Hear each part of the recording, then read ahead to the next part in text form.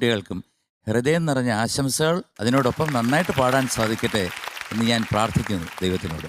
അപ്പം നമ്മുടെ final destination എത്തിയിട്ടാ. നമ്മൾ ഫ്ലൈറ്റ് ഇറങ്ങാൻ നേരത്തെ പറയും ഇനി ഒരു 20 നിമിഷത്തിൽ നമ്മൾ ലാൻഡ് ചെയ്യുമെന്ന്.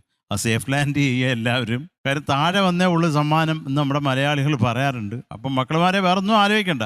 ഇനി എന്താ പറഞ്ഞാൽ, ഞാൻ മുമ്പേ പറഞ്ഞ പോലെ നിങ്ങളെ ഇരുന്ന് കറക്റ്റ് ചെയ്യാൻ മറ്റേ പോയി ഇവിടുത്തെ പോയെന്ന് നമ്മൾ പറയാനില്ല.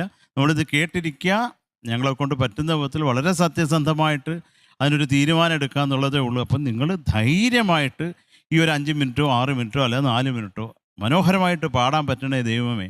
മാതാപിതാക്കളെ മനസ്സിൽ ധ്യാനിച്ച്, ഗുരുക്കന്മാരെ ധ്യാനിച്ച്, സർവശക്തനായ ദൈവത്തിനെ ധ്യാനിച്ച് അങ്ങ് പാടുക. ബാക്കിയുള്ള കാര്യം അങ്ങ് വന്നോളും മക്കളെ. അപ്പോൾ എല്ലാവർക്കും ഓൾ ദി ബെസ്റ്റ് മക്കളെ. അപ്പം നിങ്ങൾക്ക് എൻ്റെ അഭിനന്ദനത്തിൻ്റെ പൂച്ചെണ്ടുകൾ. ഈ ഘട്ടം നന്നായി പാട്ട് നല്ല